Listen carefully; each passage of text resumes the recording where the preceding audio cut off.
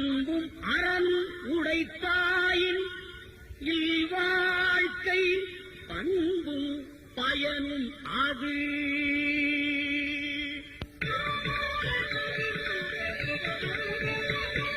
வணக்கம். அதிகாரம் 5. இல்வாழ்க்கை. இல்லறத்தில் மனைவி மக்களுடன் குடும்பம் நடத்தியபடி அறச்செயல்களை செய்ய வழிகாட்டுவது இல்வாழ்க்கை அதிகாரம் ஆகும். இன்றைய திருக்குறள் 45. அன்பும் அறனும் உடைத்தாயின் இல்வாழ்க்கை பண்பும் பயனும் அது. பொருள்: உள்ளார்ந்த அன்பு கொண்டும் பிறருக்கு நன்மை செய்தும் வாழ்கின்ற இல்வாழ்க்கையே பண்பு மிக்கதாகவும் பயன் மிக்கதாகவும் அமையும். இன்றைய திருக்குறள் 45.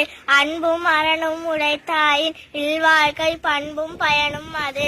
பொருள்: உள்ளார்ந்த அன்பு கொண்டும் பிறருக்கு நன்மை செய்தும் வாழ்கின்ற இல்வாழ்க்கையே பண்பு மிக்கதாகவும் பயன் மிக்கதாகவும் அமையும் என்று திருவள்ளுவர் கூறுகிறார். நன்றி. 3409